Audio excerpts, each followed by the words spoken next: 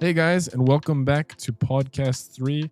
This is the Japan show, and we are the Aussie Shoguns. Myself, Mick, and I'm here with Isaac. Konnichiwa, minasan. Konnichiwa. Today we have a couple of topics we're going to get into. We're going to do a game segment. We're going to do anime and food, all the stuff that hopefully you guys love because we love oh so much. Do you have anything else to say about that? We just love those things, hey? Nah, food is like life support, and Japanese food's even better. So Yeah, very true. Life support. We have life support, and then we have like himatsubushi. There's the word of the day. Himatsubushi. It's how to kill your like free time. Hima being free time, tsubushi being to wreck to like blast away. Yeah, to blast away your free time. You get into the games, you get into the anime. It's great. But anyhow, before we get into those things, how you going today, Isaac? I heard, you're out, you're doing your work, you're doing life, you got some nice food. Yeah, I had a good morning. Well, I mean, it wasn't a good morning in terms of work, but it was I got up. We'll call that the positive out of it. I got up, went out, worked, went and got some food, went and saw a house, applied for a rental. Yeah. So didn't do a lot of stuff, but enough. That sounds like a pretty full morning. We just got to the afternoon. It's the lunchtime here. But it sounds like you've done a decent amount. I woke up to dub my sister in. I woke up to my sister blending a smoothie before she heads off to work. It's her second day. She just started teaching. Oh, So- she finished. Has she finished a degree? Yeah. She graduated and then got hired by this school. So she's getting ready for her day. It's a little bit earlier than normal, and she was just blending up some stuff in the morning. Was that when you called me this morning? That was like right after I called you. Because I accidentally called you this morning, and then when you called me back, I was in the middle of a trip. That's why I was like 2 sets, but I meant 2 secs. Okay, that's what you That's meant. why I rang you back, yeah. and you were like, Yeah, you What do like you want? pocket. You like pocket dialed me, right? "No, I was trying to close the little like the bubble on Messenger and start ringing. okay, I yeah. I declined it instantly, but it still pops up Yeah. that I tried to call you. Yeah, and that's what I saw in the morning when I woke up after the blender. So I was like, I'll just check on what's with this guy. My bad. Nah, it's all good. It's all good. I'm awake. I'm feeling great now. I went to the gym this morning. I don't know about you, but like going to the gym, just doing something physical activity, just making me feel better about my day. I have a lot more stuff leading up to graduation for myself to do, but having done the gym in the morning, I feel empowered. I do mine. No. No, I don't know. I don't have enough time in the morning, so I go generally after I finish work Yeah. or during in the Yes, middle of the day when it's a little bit deader. But it's little bit. exhausting. Like you finish, you're like, fuck, I just want to go to sleep. Yeah. That's can why you need some caffeine. I don't know. Yeah. Look, I already had 2 coffees this morning. All right, you have the caffeine. Anyway, do you want to lead us into the first segment? Yeah, I can do that. What are we looking at first? We have anime here first, but I think we're going to lead off with the games. The All Faithful games. We were going to be talking about Ghosts of Tsushima and Final Fantasy 12 today, but I have been a little bit busy the last week and haven't had a chance to pop the Final Fantasy 12 into my PlayStation yet. So it's going to be Nintendo. We've changed topics, so to Nintendo and Ghosts of Tsushima. So maybe you'll talk about Final Fantasy next time when you do have some time to pop it into Yeah. your Pretty PS4, much. right? After we Yeah. get back from Brisbane. So for the users that don't know, I'm going to Brisbane to see Mick next week. So we'll have a in-person recording next week, and then maybe the week after if he comes back up. Yeah, exactly. Wait, so did you just like recently buy Final Fantasy? No, I got gifted it for, I don't know, I think birthday last year from my brother-in-law. Okay, and you just haven't got around to Yeah. having time for it.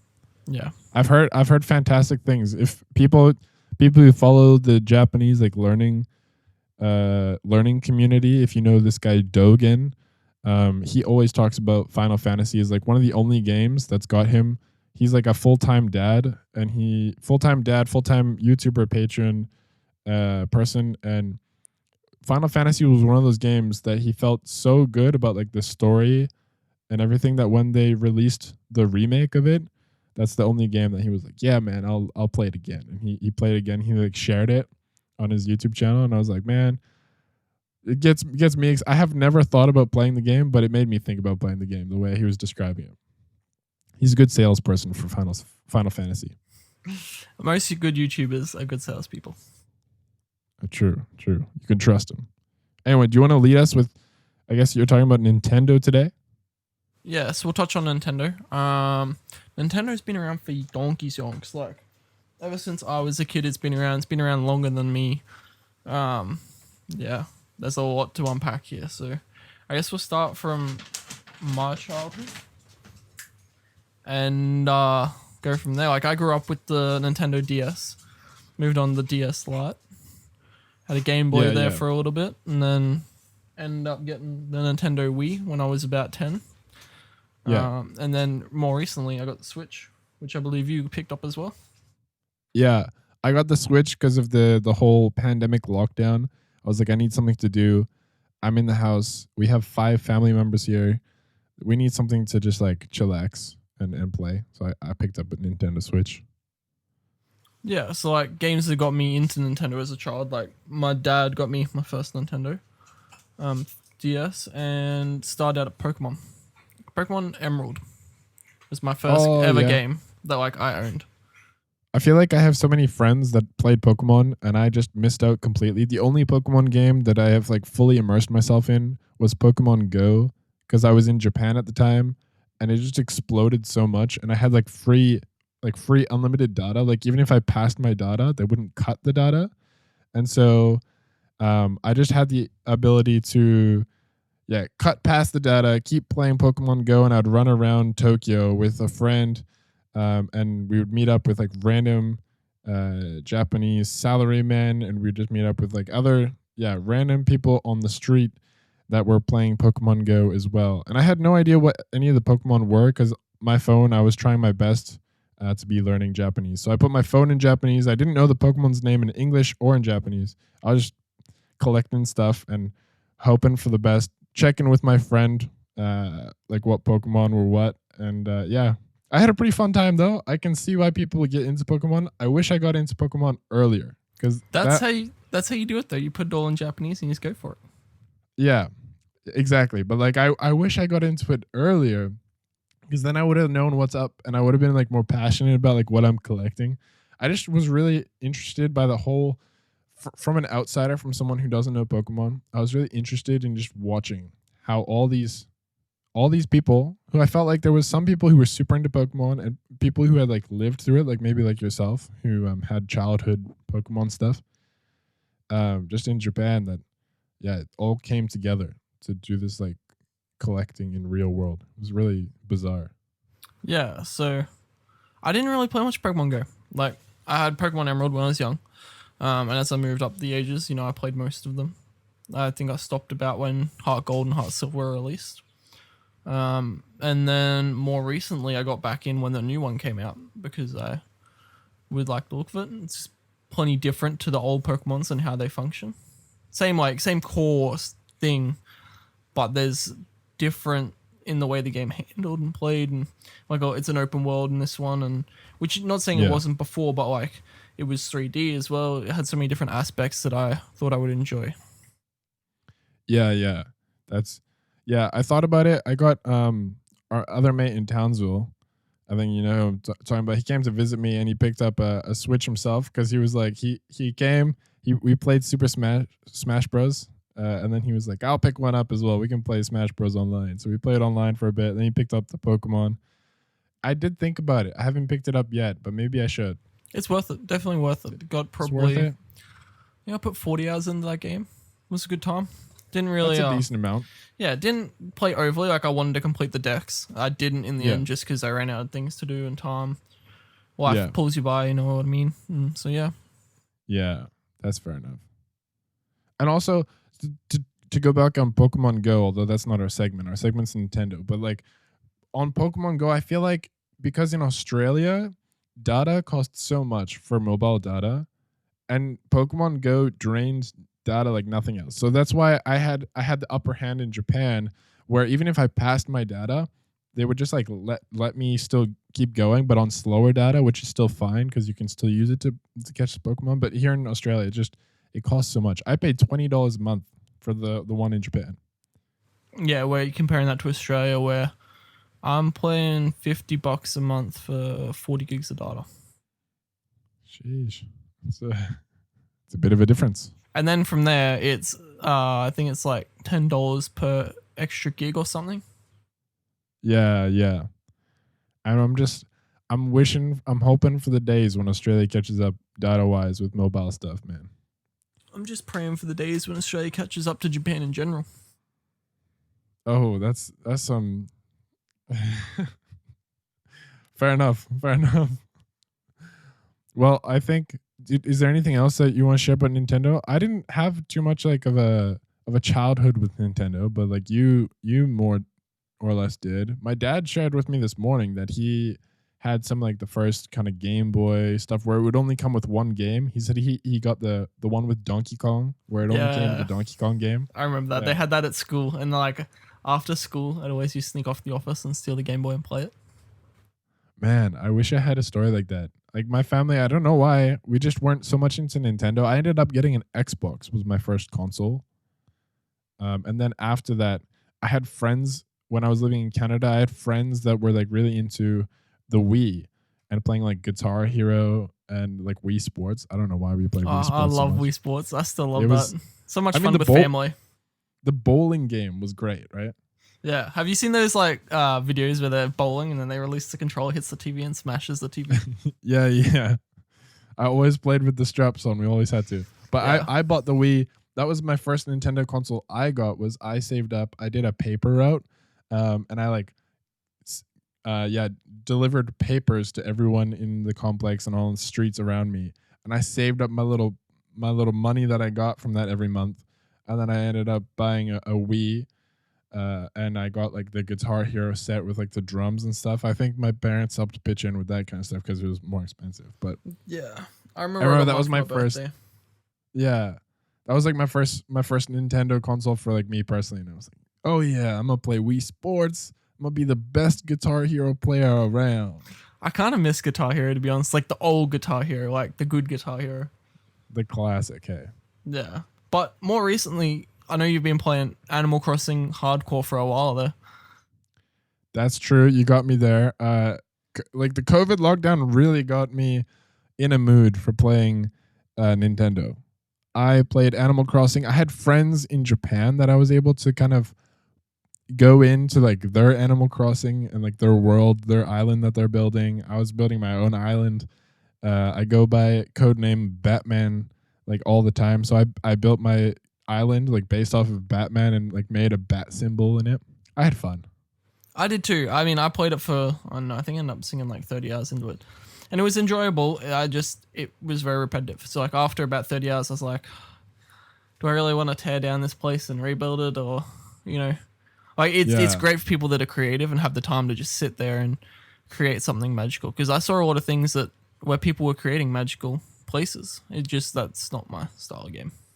Yeah, exactly. I think there was so many creative people on YouTube that were making Animal Crossing create just insane islands or like digging up the entire island and making it all water. I saw a couple of those. Yeah. Pretty funny. A lot of cool ideas there that I saw too. Yeah. So I mean, I'm with you there. It's like one of those things that it's a bit repetitive. If you have creative ideas and stuff, that's what I liked about like making in the first place. But then I was like, I'm happy with this and I don't really want to do it again. Yeah, and like once you got the islanders, you're like, yeah, I'm done. Yeah. Don't really have anything more to do. I've caught all the fish I wanted to catch. I mean, I would like to catch more, but I don't want to wait 6 months to be able to catch another fish. Yeah, like for the change of season, And I'm not putting my like console ahead in time because there's no point in doing that. I'm just wasting my own time. Yeah, I feel that. And then to swap it over to Smash Bros, because that's something I've been playing more consistently because I got that as one of the first games, and then I've still been playing it pretty recently. I have a lot of friends in Canberra who are really into the game and really good at the game. There was like a whole thing with the community recently where Smash Bros wasn't getting support from Nintendo, so that's been a thing. Like Smash Bros and then what was it? Splatoon? Like the professional side, they weren't getting that much support, and they were even getting like pulled, like the Nintendo was pulling tournaments on them and stuff. So I hope that like clears out, because I don't know what Nintendo isn't seeing, but like, or what their plans are. But there's so many games recently with esports taking like coming up with what was it? What's the really big one that all the kids are into? Oh, like you've got Dota Fortnite. or LOL. Oh, Fortnite's one of them. Sorry, Fortnite. I forgot that Fortnite was a thing. Yeah, no. There was a Fortnite one, and then the company for Fortnite, they ended up holding this big world's Fortnite game, and the 16-year-old won like a couple $1 million for coming first. And like, I don't think people understand how much you have to play the game and how good you have to be at any game to come first in an esports. So I say, yeah, completely. Yeah. Like, I'll give a quick example, a little bit off topic, but Dota's one of those games that has a major following and is an esports. Same with LoL. Similar concept, similar like map. And I don't want to say I suck at the game, but I would say I'm average. Whereas he's in the upper echelon of players in Immortal. And to give you a skill bracket wise, they run off like 0 to 6,000. So if you took where I'm at, it'd probably be about 2,000. He's at about 6,000. Some of the pros in that game are around 8,000. So like, even if you're that good, like you still have to be able to break, because it's a team game, so you still have to be able to break into a team, and then the team has to be performing for you to win anything, right? So like these people that win at that level, they're not like just doing it once a day. They're practicing like 8-9 hours a day.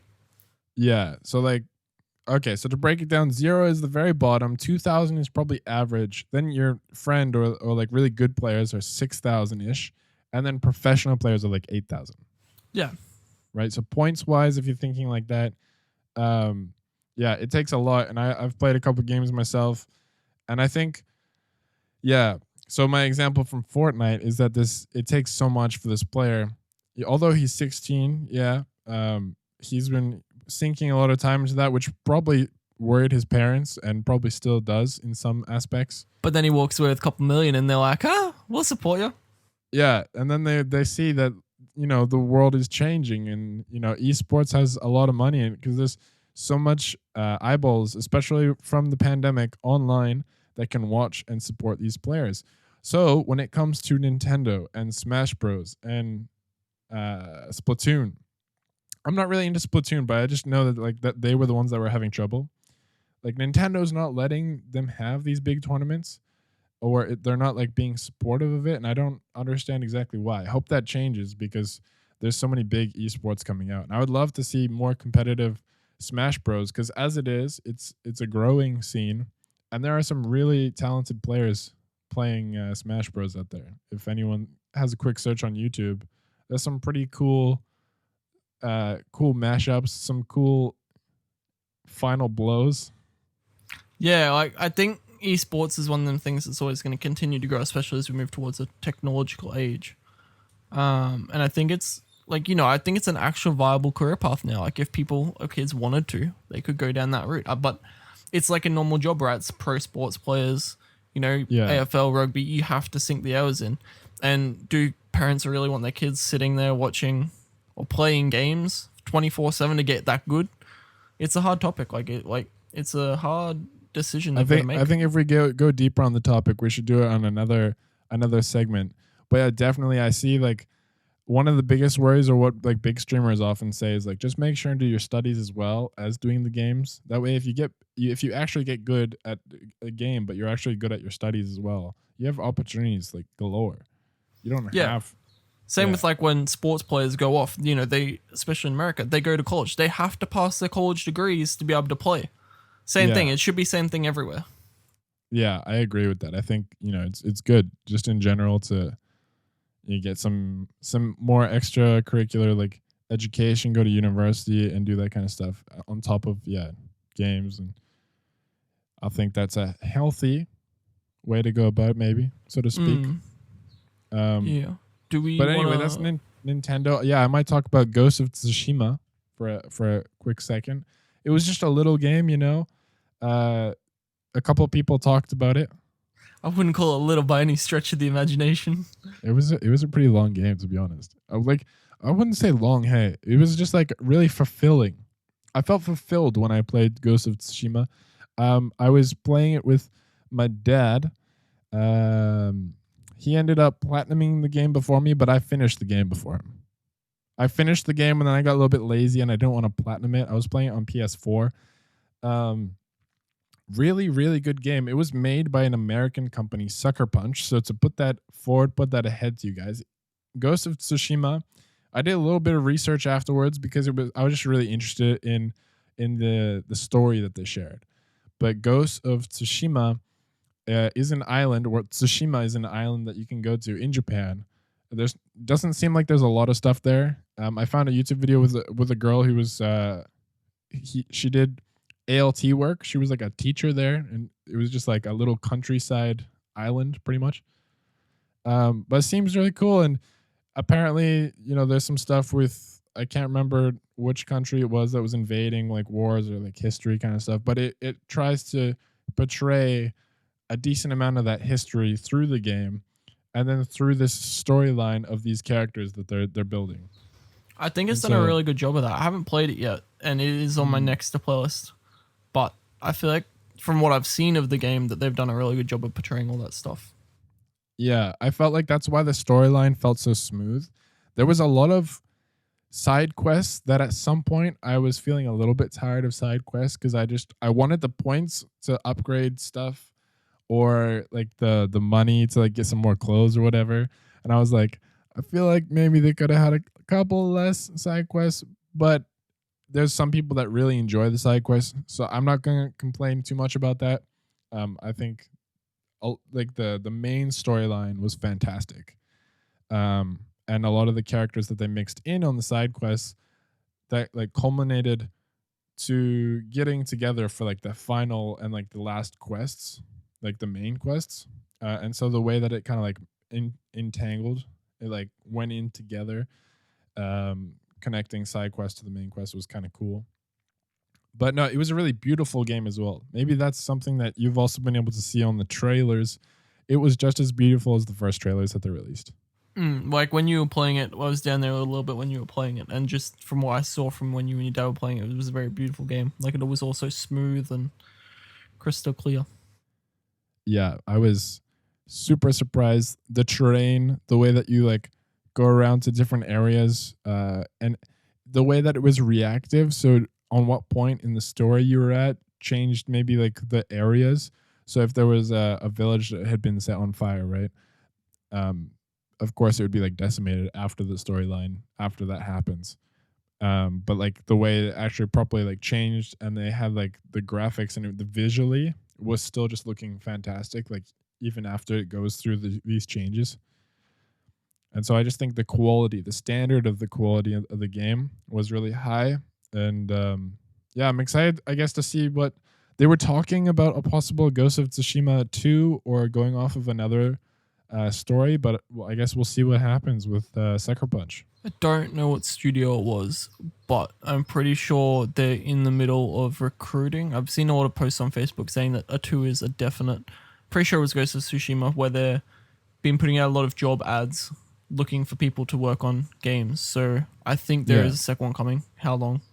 Probably looking 2-3 years. Yeah, I mean, with the success that they had, I don't think there's too many people that really adored Sucker Punch beforehand. They had a couple of good games that had come out before. I'm not familiar myself. I remember I had some of them, like if it was Infamous, I think. Yeah. No, I think that was done by a different company. Are you sure? I think Infamous was Sucker Punch. Let me have a little squiz. Let's have a little squiz. Good thing we have computers these days. Hey, I know, right? I'd be lost without them. What a helpful way to just check up on everything. Yeah, Infamous Second Son. They had Infamous 2, Sly Cooper and the something rather. Oh, okay. It is, yeah. Sly Cooper was one of my favorite games, but we'll leave that for another day. Okay. For me personally, I had Infamous Second Son. I played like maybe 2 or 3 hours of it, and then I just quit on it.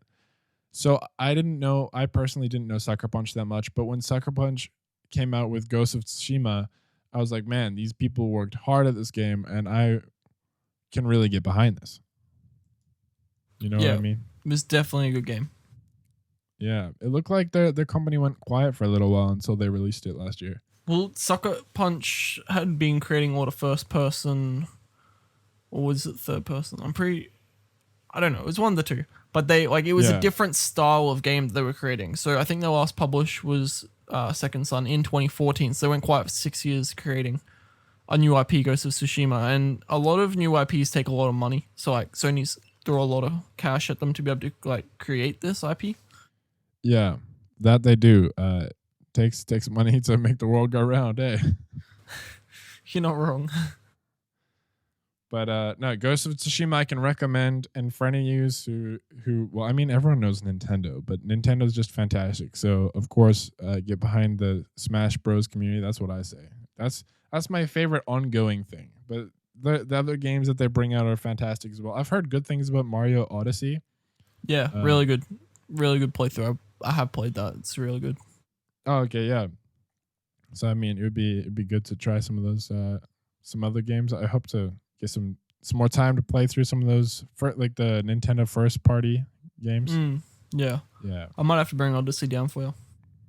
Oh, I thank you. Anyway, maybe we'll go into what shall we do next? We'll go into anime. Yeah, I feel like we should go into anime first and then into food because one of our animes is food based. Oh, I see what you did there. That's why we're changing up this. We'll leave the food based one until later then. You're a genius, my guy. Oh yeah. Well, anyway, so to get into our anime segment, or like some sort of, it'd be cool if we had a tone for it. Yeah, but we don't, so don't sing. Yeah, or we don't. Apologies to everyone's eardrums. I guess we'll start about talking about Dr. Stone. Wow. Do we get straight into Dr. Stone? I reckon. We got a whole first season there and the first episode of the second season. We do. So a quick warning, because we want to talk a bit more freely about the first season. It'll be soft spoilers. Nothing like hardcore. Yeah, no details, but like for any of you who have not seen it and don't want to know anything about it, now just skip a bit ahead. But I mean, soft spoilers, so hopefully you'll still enjoy it if you haven't heard about it and you want to go watch it. General storyline, you want to give it to us, Isaac? Yeah, so worlds got stoned. That sounds weird. But so pretty much they're all like, average day kids going to high school, doing their thing, and then boom, everyone gets petrified. Like that. Yeah. Light from the top of the world spreads out and everyone turns stone. It's kind of the basis of the story. A big green it ends beam. There. You should probably introduce the main characters. So the main characters at the start are Senku, and I forget the other two. You got the female and the male that are like the side main characters. This is the thing, right? You only see them for not very long in the story so far. You know that they're important. Yeah. But then, so again, this soft spoilers, but you see them at the beginning of season 1, and then events occur, and then they have to split up for the better good. And so you just stop seeing the side of the other characters, which is a guy who's Brawny. I want to call him Brawny. Sen calls him Dekabutsu. Dekabutsu. I don't know. It's just like a monster almost. Yeah. He's just like brawn. He's a brawl kind of guy. Just has all the might and strength to carry and do all the labor jobs for everyone. And he goes away with the girl that he likes on, away for the better good. Splits up from. They go with like the baddies to be like secret agents, kind of gig. And Senkun continues on. He's the like science crazy kid. So before the world turned to stone, he was a big science boy. He was in the labs at school. He had his own lab at home, and he was a genius.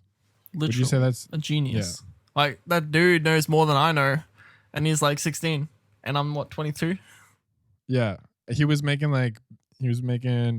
everything by scratch. I remember they like played through some of the stuff when he was when they were kids. Just setting off a rocket in the garden or the park. Sorry, They're trying to set this rocket on fire. And yeah, not a true story. People aren't setting rockets off in the gardens in Japan.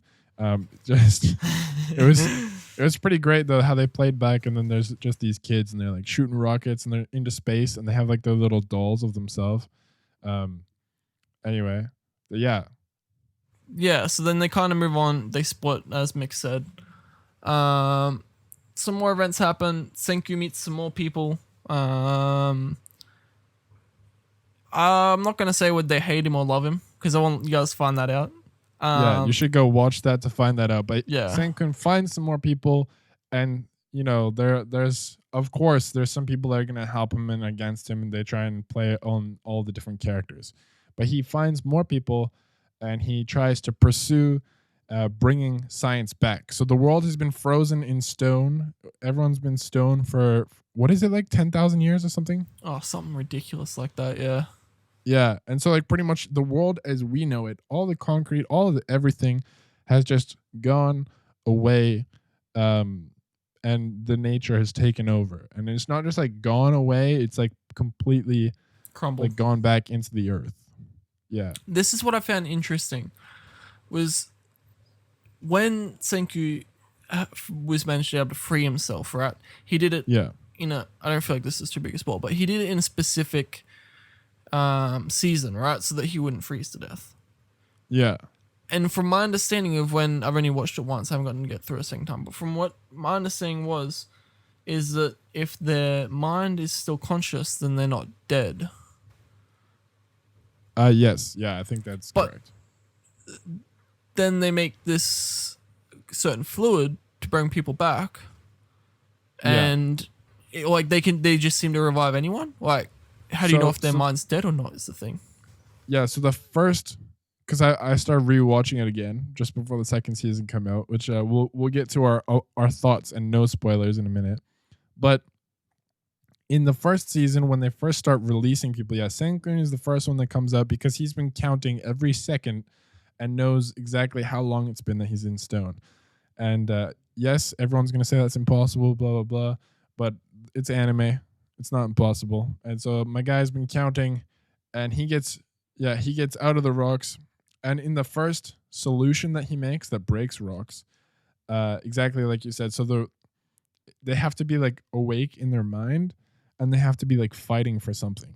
And there's not a lot of people that would survive that, like 10,000 years of just being stuck in stone and like fighting for something in their head. So that's why he goes for Dekabutsu, or like whatever his actual name is. And he goes Taiji? Oh yeah, it might be something like that. You could have a quick look it up. Yeah, I'm gonna have to take a look.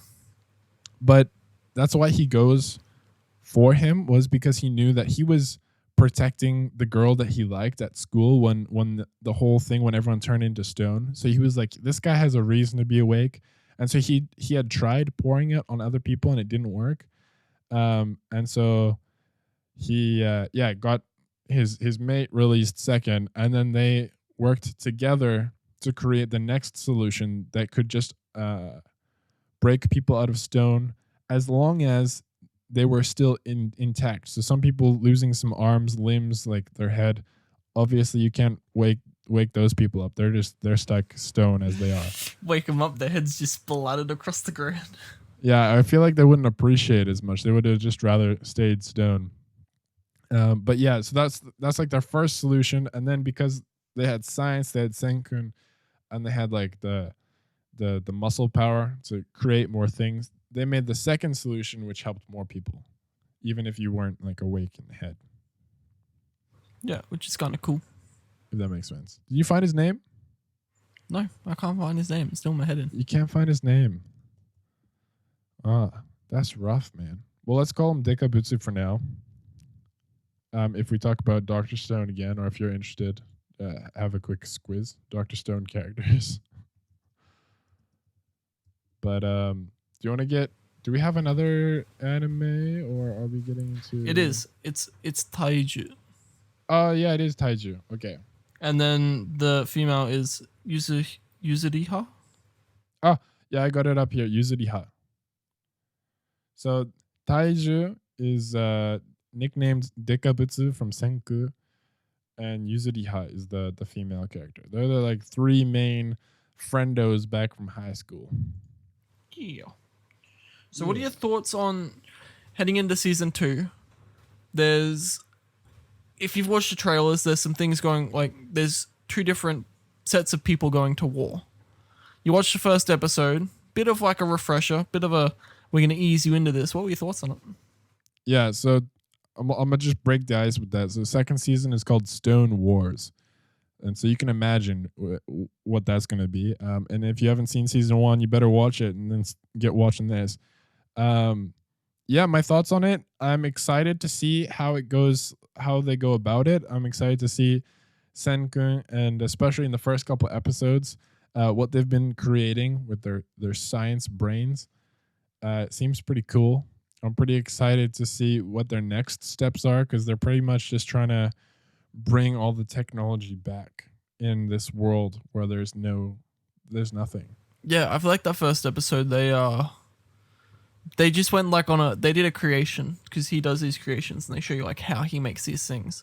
And so the creation was just one of them goofy ones where it's like, oh, we're going to make this. And they go about and do it in the one episode. So you know it's nothing too serious. But like, it was pretty cool to watch what they did and how they did it. Yeah, and you can tell, like, I think what I've enjoyed through the first season into the second season now as well is the pace that they keep the anime at. So at first it is a struggle, and you can see they do like these huge time lapses with like going through time and how long it takes to get to the next step and to create something new.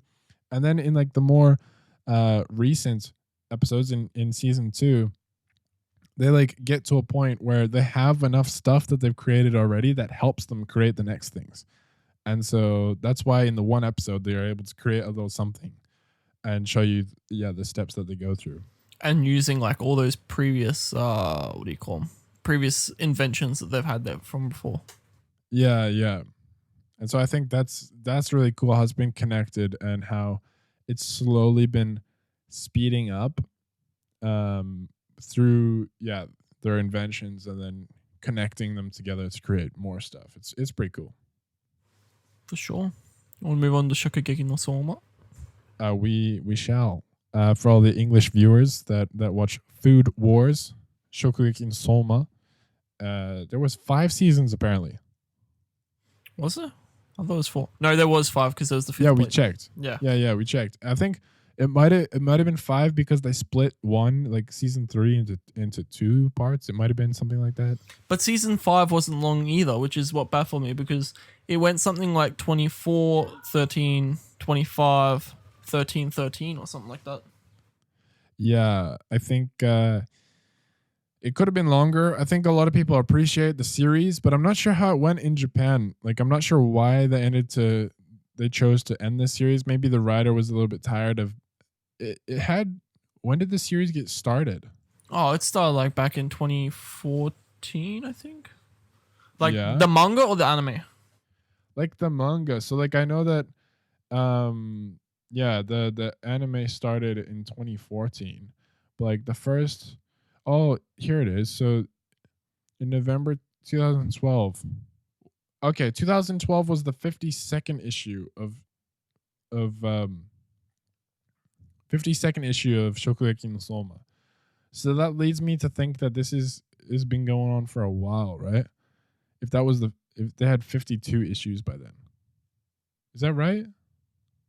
I'm just having a quick look as well. But like that, if that's the case, right, then that's been going for, you would say, well, that's 8 years to now, roughly. Yeah, so like at least a couple of years before that as well then.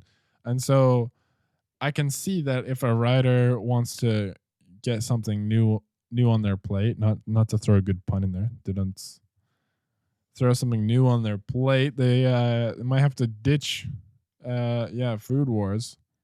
But no, it was a really enjoyable anime from my own perspective. Maybe I'll share. I learned a lot of cooking terms. It was I watched it with Kazane, my girlfriend. It was a pretty interesting experience, being able to to learn words like that, and then I would go like look up recipes when I was living in Japan, and I would see like the words or like the ingredients that they were using. I was like, oh yeah, I feel good. Learn I how to know that. cook. Yeah. And then my girlfriend shared with me as well when she was working.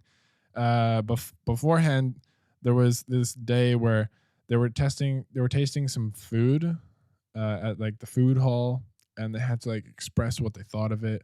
And she came back and told me like, oh, because we've been watching Shokugeki no Soma, I was able to express just like in the perfect vocabulary like what I thought of each food, and it felt fantastic. And so even she said that she was leveling up through watching this. It was pretty fun. That's really interesting, right? Because she's Japanese and like Yeah. she's grown up in Japan. So for someone to say that and learn new words, like even when I watch something in English, it's not often I'm like, I learn a whole new vocabulary today. You know what I mean? Like it's not like you have that experience of learning a bunch of new things within something you already know what you're doing kind of thing. Yeah. I think it might have not been new words specifically, but it was like how to describe food in such a way. So like how to use those words very descriptively was like something that happened when they taste the food in Shokugeki no Soma. When they taste the food and the judges are like super descriptive of like why the food is good or like why the balance is off. That I think was what helped her with like how to choose and how to describe something. It was really interesting. Yeah. See, like I still feel like even in Australia, even if I'm eating something, I'm like, I can describe. Maybe it's a different like sensation being like in Japanese when you're describing something because they are so precise with words. Yeah, it's like they have the word, the word umami, right? Yeah, which doesn't really have an English translation. No, it doesn't. But like it's super important in Japanese cooking and in Japanese food. They always talk about umami because it's like I believe the translation is something along the lines of flavor. Is like the loose translation at its basis. Yeah, at its core, yeah, probably food. But then it's like, yeah, flavor of the food, and then umami is like, yeah. I don't know. You know It's what so I mean? hard because it's not quite there, but that's probably as close as you'll get. Hey, in English. Yeah, like there's no direct translation, and it's used so frequently. But I feel like umami is direct. Like the loosest translation you will get is flavor. Yeah, and like the line that they always have, "Kono umami, doyete tsukuriyagatte no kai," or like something like that. I don't know exactly. I can't remember, but like it's like umami is like the flavor that through everything that you've just like perfectly weaved together, and you've just created like this depth of flavor. It's almost, yeah, maybe it's depth of flavor is like umami. Yeah, you could use that word, Right. depth. Yeah. I still Anyway, don't feel like it translates easily. Yeah, I still don't feel like it does either. But how did you find Food Wars? I enjoyed it. I quite enjoyed it. Like first season hooked me in, second season just as good, and then we hit the third season, steaming at a good pace. Soma's doing his thing, whooping ass, sharpening knives, cooking really tasty food, and then takes a twist, and I'm like, okay, I didn't want that to happen, but let's see where this goes, because it wasn't really like one of those twists where it was expected or anything. It was one of them unforeseen twists that I was like, oh, I don't like the direction this is now heading in. And because they cut the season there too. It's not like they continued it on. They cut the season. I was like, oh, well, guess I gotta wait till next season. That's the worst, hey? Like when they leave you hanging and you're like, I just want an answer to that one thing, but I guess you want me to watch the next season, so fair enough. Yeah. Or when they just leave the anime hanging and never add another season. That's also true. That's a rough one. You gotta start reading the manga then, I guess. Hey, some more Japanese practice from a guy. We need to start a manga club with you. Yeah, we've been talking about this for months. We have been. If more people want to get interested, I don't know. Maybe that's something we could do. Is there who here is interested in doing a manga club? We're talking about reading it in Japanese and then sharing what we've learned. Or So if you maybe don't like study Japanese, you could read it in English and then still share what you thought. I mean, I guess. Yeah, but we're talking about being inclusive here. They all like That's Japan. True. You're so nice. That's very true. All right. I'm sorry for being mean, guys. That's just my language enthusiasm inside of me. Yeah, we can all like read it. Isaac and I'm gonna push Isaac to read it in Japanese and see what he learns. And myself what I learned, because there's still some good words I can learn. And going back past Shokugeki no Soma back to Dr. Stone, there's a lot of cool scientific words that I've learned from that. Reading the manga and watching the anime. And so I'm excited for season 2. What am I gonna learn? What cool words? I don't even try with that. To the point where it's like, oh, these words are so big. I've got so much other stuff to learn first. Let me watch this in English, like subbed, and then I'll come back to it when I'm more experienced and understand less scientific words, but more of everything else. Yeah, that's fair. But like, here's what I'm gonna say to you, right? None of this is just like a Isaac and me talk. When you get into, because Senkun is teaching people that don't know anything about science, right? That's Sure. what makes it easy. That's what makes it more understandable, is because like he's already dulling down what it means, and then he'll have like he'll share like technically to the audience like what it means, and then he'll dumb it down and be like, yeah, this is what it like what it is, kind of, I guess. So yeah, but I just still don't understand the dumbed down version. Okay, yeah, true. But yeah, from Shokugeki no Soma, from our food anime, we'll get into our food segment.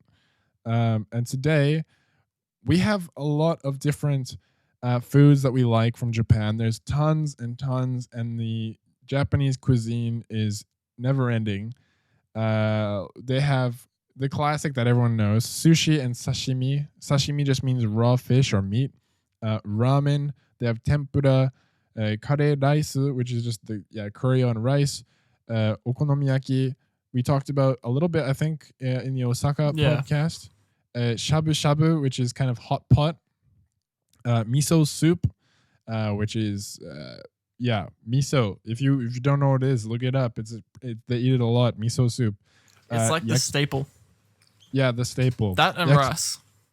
Yeah, and yakitori, which is generally like chicken meat. Sticks. Yeah, it's chicken sticks, but it can be meat. It can also be vegetables. They go to yakitori, like they have whole stores about it. It's fantastic. Yakitori. Onigiri, if you're going to go to the convenience stores. What onigiri do you like, Isaac?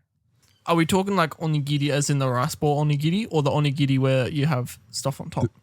The triangles. Onigiri as in the ones that you get at the convenience stores, the konbini in Japan, and you get the triangles with the rice and the flavor in the middle and the seaweed on the wrapping. I haven't really had a lot. I think I've only had 1 or 2. Because like I haven't spent that long in Japan, right? Like I've only spent a total of 4 weeks there, much to my dismay. So like I think I've had the tuna one, which was actually really nice, and the salmon one. The tuna one is probably my favorite, but that is another food that we can talk about again sometime then, and I guess have a bit of a research. But onigiri is one of those, as well as udon, soba. We have gyudon or don dishes. Don is just the rice bowl dishes. We have matcha and sweets, gyoza, karaage, yakiniku. There's tons and tons of food, and we'll hopefully be able to touch on all these topics. Lastly, bento. I almost forgot bentos. And we'll hopefully be able to touch on more of these food topics in the future. So if you have a specific food topic or some type of food that you really love and you want us to talk about and give our opinion on, or maybe some hot stores to go visit on your trip to Japan, then let us know. But for today, we're going to get into ramen and bentos. I feel like we should try making onigiri next week and then get back to the people. We should, yeah. Do you want to know more about onigiri? We'll do a huge research project on our onigiri, hey? Not just that, I want to try making one like when I come down next week. That and matcha, mochi. Oh, you know what? We could totally do that. I can see us doing that. We can make rice balls. We can do it. Okay, we'll get back to you with that one. We'll get back to you. But anyway, today, do you want to start us off with bentos, my friend? I feel like ramen's such a better starting point for this because there's so much to cover on ramen first. So I'll go with ramen first. All right. Yeah. That's fair enough. So for those of you who don't know too much about ramen or just really like eating ramen but maybe haven't looked into how ramen is created, or like what the broths are, or this kind of thing, right? I did a little bit of research, or I just made sure to make it a little bit wordy and descriptive for you guys. There are 4 main types of ramen broth. Shio, which is it means salt in Japanese, is traditionally the way that ramen soup was flavored, usually the lightest color of the broth. So, of course, they have different stuff in their broth. Often pork bones, I believe, is like the most common used, and they just boil it over like a long period of time. They do this with any bones, so like pork bones, cow bones, fish. Yeah, it's like making a stock. Yeah, so when you're making a stock, yeah, it's very common.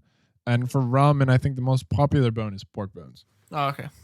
And then every now and again, you go to like senmonten, another good word, specific, like a specialty store that does like chicken bones. And so they make the super rich chicken broth, which I haven't gone to too many, but I hope that I can go sometime. It's got all that good umami in it.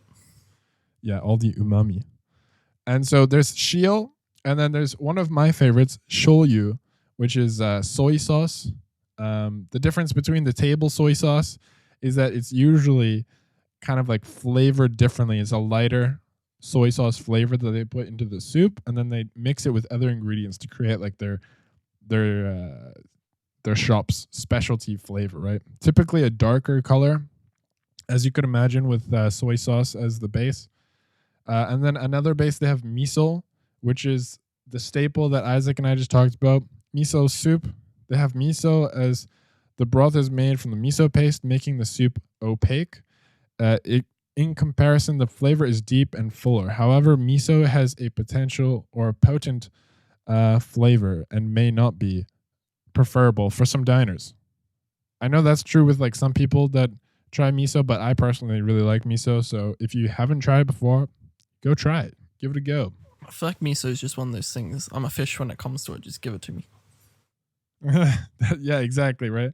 So we've gone through 3, shio, shoyu, and miso. And the last one, tonkotsu, is not just a flavor by itself, but it is usually, or it contains salt or soy sauce, most commonly. But tonkotsu means pork bone.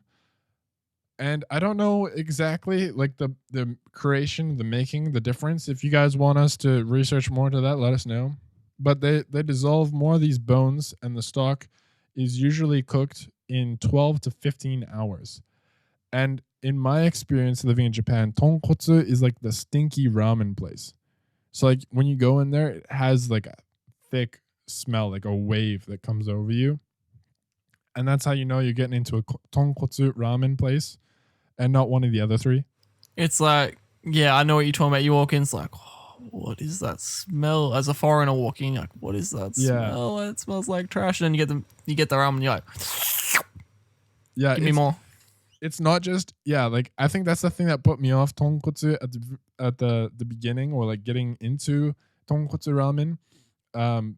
I went to a crazy stinky one, and it's not just foreigners, right? My host mom thought that this tonkotsu ramen place that is near there that they took us to.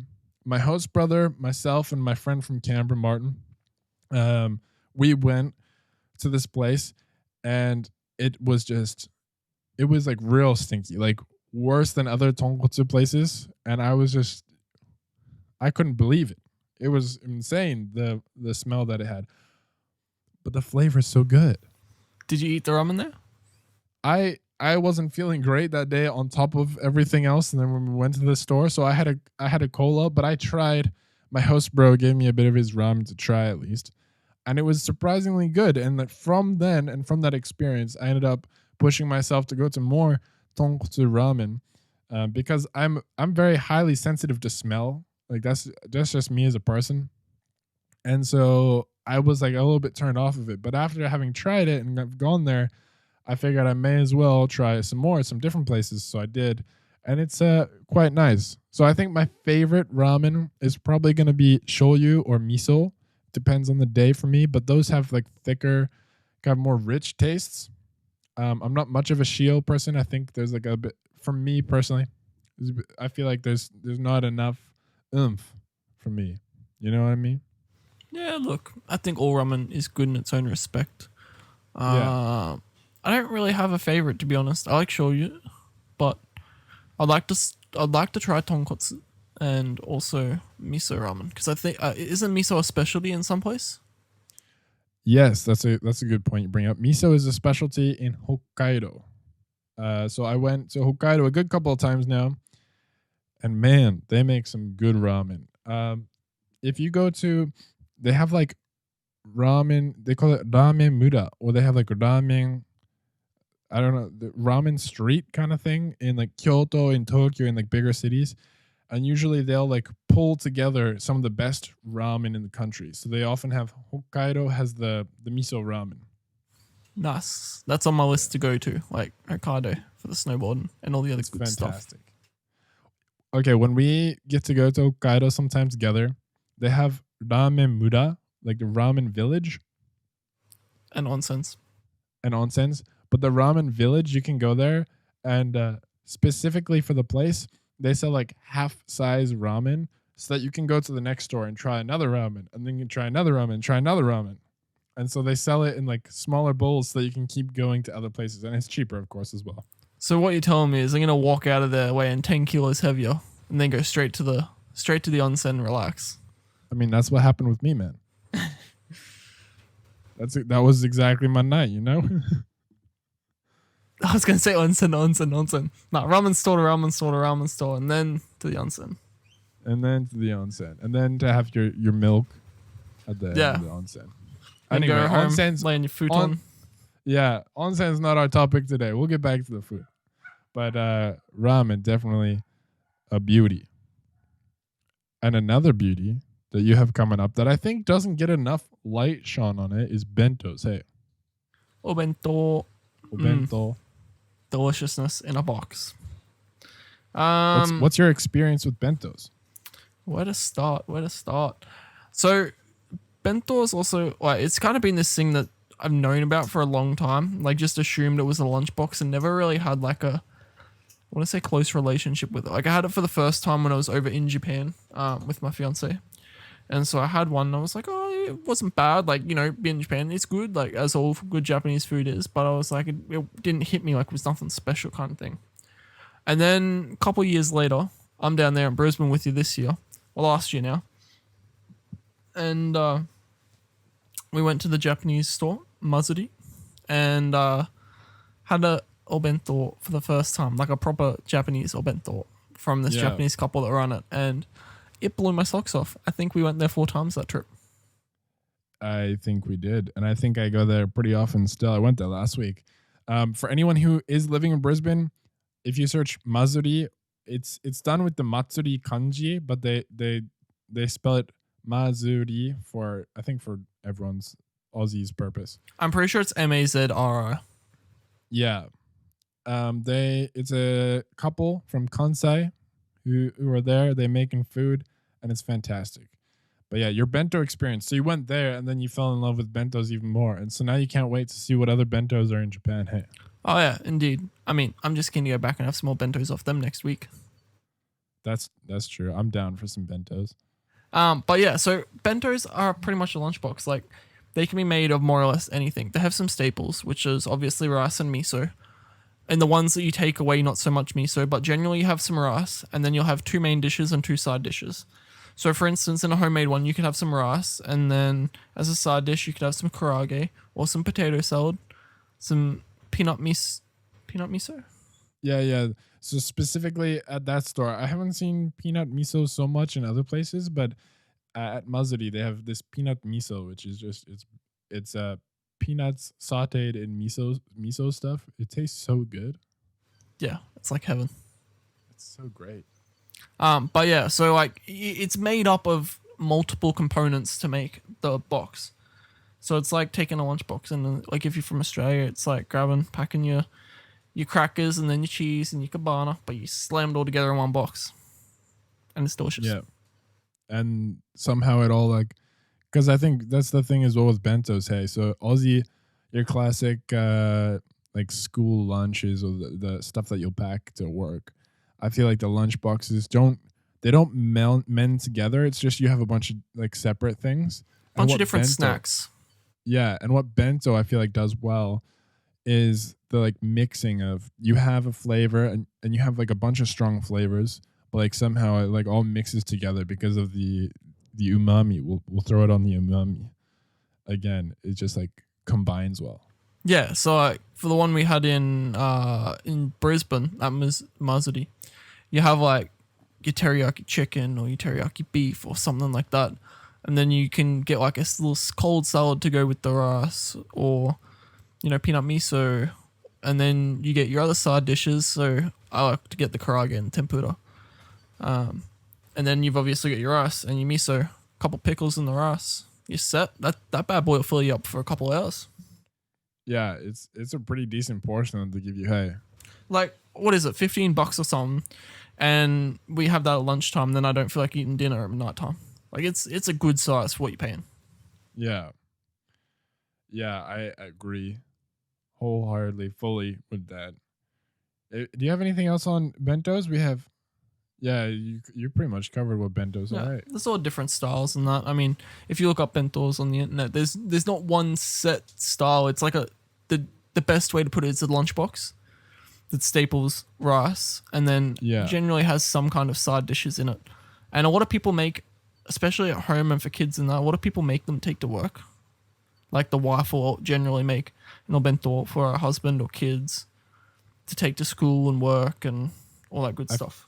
I feel like what I've seen from like the host family that I had was or like from hearing from friends was like you would have some of the leftovers which would be mixed into the bento, but then of course you'd get like other stuff that was freshly made in the morning, often made by the mother, and so they would get like the egg things and whatnot. But like for at least from my host family, like my mom, the host mom, man, her cooking on the bentos and stuff, just pushing them out. I was like, oh, so good. It's interesting to watch them kind of people cook as well. Well, I don't say kind of people, like Japanese people cook, and the way they're just so quick at doing it because they've got to do so much.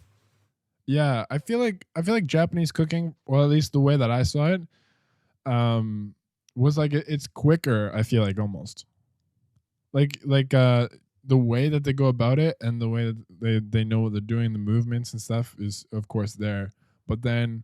Like on top of that, the actual food that they cook, because they don't use ovens so much in Japan, that might be a big thing. I'm not sure. But they use like a lot of fry pans, yeah. Yeah, a lot of fry pans. And because they don't use ovens, because ovens isn't a really popular thing, they cook less baked stuff. And so where we have a culture in baking things, baking takes time, especially when you put like a huge something in there, right? Yeah, you put a roast or something in the oven, it's taking a couple hours, whereas they're just done. Yeah, exactly. So I think that might contribute. There you go. That's the word to the speediness of it. But definitely, our recommendations: ramen and bentos. I could talk about ramen forever. I ate ramen like at least once a week during my exchange in 2019. I was just all about ramen. That's like my happy place. And luckily for me, my girlfriend is all about ramen as well. So we got to go all the time and share in all the ramen experiences. And I can't wait to have more ramen. Yeah, I agree. Yeah. So Mick, where can they find us? Where can they find us? You guys can find us if you're listening on Apple Podcasts, if you're listening on Spotify. What others? I think we just got okayed for Google. Yeah, we're on Stitcher as well.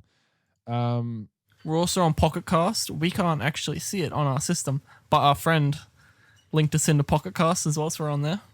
Okay, so we're on Pocket Cast as well. So if any of these is ringing a bell for you and is the one that you listen to, we're just trying to put this podcast on as many platforms as we can for you listeners to just enjoy on the app that you enjoy using. As well as we are putting podcasts up on YouTube. So even if you don't end up, if you end up being on desktop and you want to listen or you want to have a visual cue or something, we're going to be, we are putting stuff on YouTube. So if you want to check us out on YouTube, you can find us. We are, let's have a quick look here myself, right? I'm on I am on a different You should be able to accounts. catch our account on YouTube by typing in the Aussie Shoguns or Aussie Shoguns. Yeah, and then maybe because we don't have enough subscribers yet. If you go Aussie Shoguns, and then you put the filter. Oh no, we come up first. Okay, awesome. I know what I'm talking about.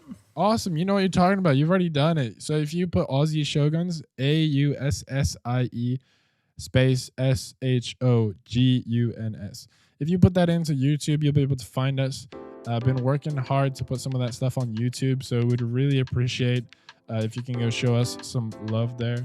Throw us a quick subscribe, and yeah, that's where you can find us.